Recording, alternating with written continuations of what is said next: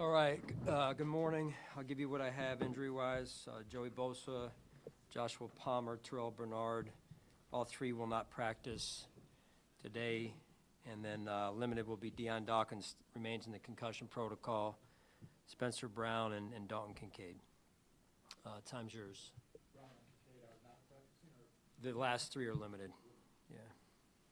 Now, how worrisome is the Bosa injury? The hamstring was tricky, and your pass rush clearly needs him.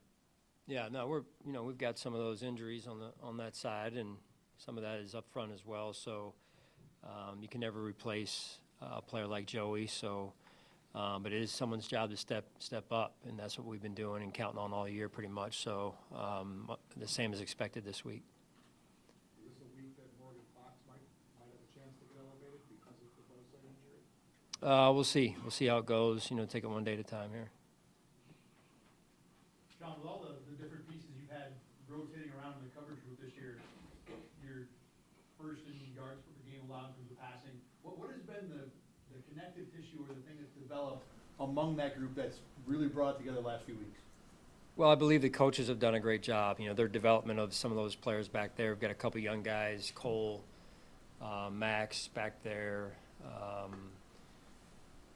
We were a little bit banged up earlier in the year there with Max being out. So, that his development's been big for us. Trey as well is mixed in. And, again, just the players' commitment to improving, getting on the same page with how our coverages work. Like I've said before, it's never one player, never one position. It's really all 11 guys playing together. And, I think that's some of what you're seeing now. What have you seen in that Bengals offense since Burrow came back? Yeah, different team, different offense. He's one of the top quarterbacks in the league for good reason. They have weapons outside and inside. So I think Coach Taylor does a really good job of play calling, scheming, and putting his players in position to make plays, and they're special. The rapport that's been built up over the years with the quarterback and the receiving core is it operates at a high level, so it's impressive. Sean, you guys are number one in the league in rushing. What stands out to you in that regard, aside from James Cook being really good? Again, I give credit where credit's due.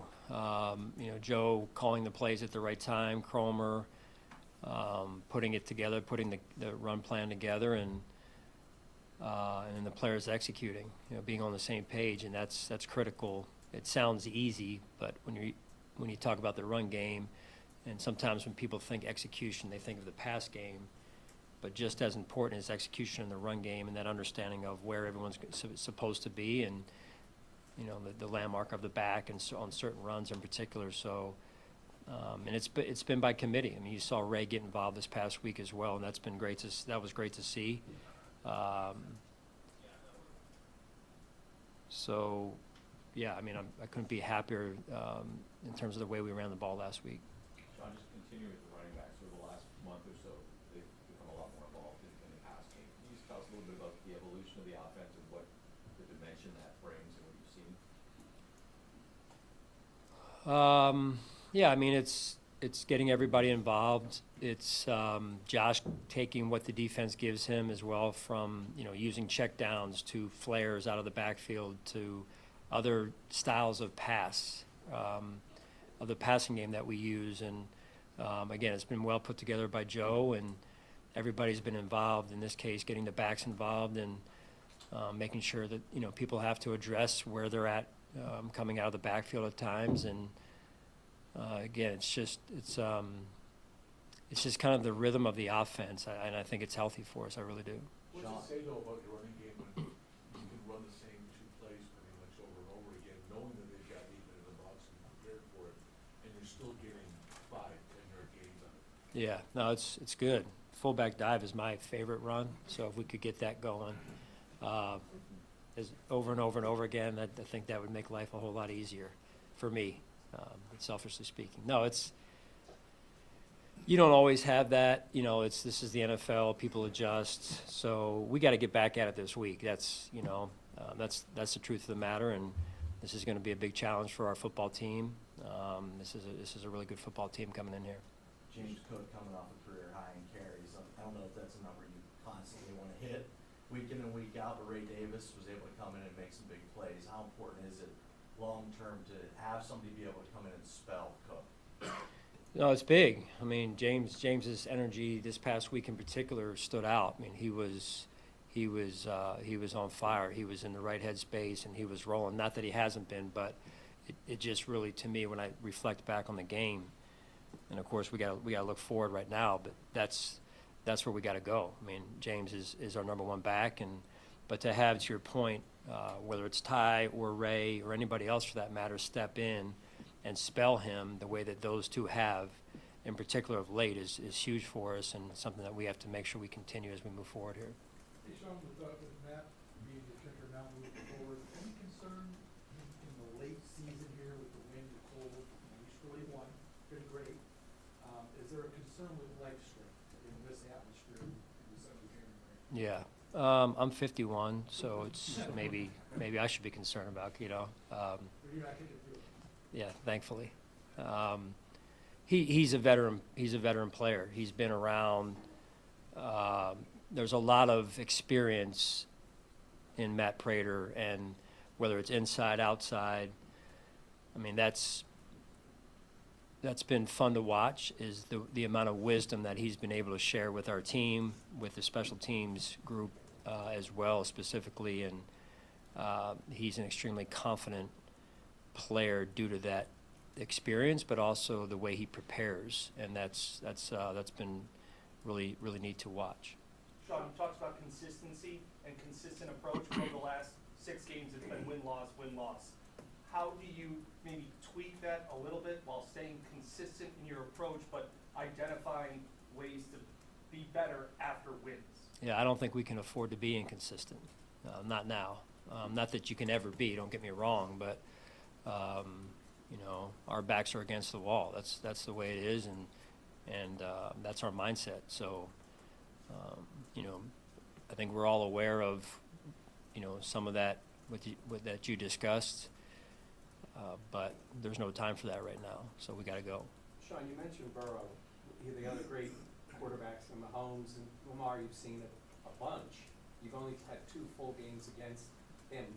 What is it about him when you think of that player that makes him the special player that he's been? Usually when they're a special player, there's not just one thing. So there's I would say just, he knows pretty much what you're doing. It appears, and from what I hear, he's very much in the process of preparing, and he's a hard guy to fool in terms of, back end disguises, all that type of stuff. So, and usually the good ones are, and he's a heck of a competitor, and he's got incredible arm talent, and he can extend plays. So if you just start with 3 or 4 of those traits, it makes it very hard to defend. Sean, when we talked to Joe Brady on Monday, he was saying with Brandon Cooks, he had more calls for him and he was able to get to the game and just he can get more involved, and he said it's room so far. Just what have you seen out of Cooks, and how can you guys continue to use that? Yeah, true pro. And I think it says a lot about Brandon when the ball finds him early in that game, right? I believe it was the first or second, third down. And you could hear the sideline erupt just from a standpoint of guys are happy for him, and he's right away was integrated into the plan. And also Josh trusts him. Early in the game, he finds him, and they make that connection. So, the ball's going to find the open receiver, the open player, and to this point, Brandon's been a great addition, true pro, and hopefully he feels the same about us, in terms of coming here. So it's been a joy to be around him. Hey, Sean, with all of your practice on Friday last week, was there kind of a setback at some point over the weekend? It's a good question. I don't know if it's been a setback as much as just overall. He's not in the best place right now, just in terms of his body and the injuries he was dealing with. He's still dealing with them. So, we'll just have to see how it goes through the week here. But we've had good communication around his situation and with him specifically. And, the key is that he continues to get himself healthy here one day at a time. Have you done anything, from Nate or the staff about where Joey's at? Is it something you're looking at as a day-to-day type of hamstring injury or long-term? From what I'm being told, we're thinking a week-to-week type of deal, but that can be, perceived one of two ways. A week-to-week, is it 1 week, or is it like week-to-week as in 4 or 5 weeks? So we're hoping on the shorter end of it. Joey's intent on getting back as soon as he can. He loves to play ball, and so you saw his impact last week there. So. Sean, Christian Benford just named AFC Defensive Player Yeah. of the Week. What have you seen from him, especially in these last couple of games? Yeah, I mentioned this earlier a few weeks ago, I think it was. When you match, and we match at times with CB, it's new for corners who are in their, who are developing, and we matched a little bit with them last year, but even more so this year, and that takes some time to adjust to, and he just continues to grow, continues to develop, and that's a credit to him and Jamal and Joe and everybody involved in coaching the secondary as well as Bobby. So, I think to be continued in that regard in terms of what, and how he develops here for us as we move forward. Derek, if I may just one thing. Update on Ed Oliver. We see him on social media lifting his kid. Is he getting close? It looks like he's getting closer. Again, we'll see. I don't, for some of these guys that it takes the windows a little bit further out, I don't get a whole lot of, week-to-week updates. It is good to have them around, but I think we got a ways to go yet with that. All right, thanks, guys. Thanks.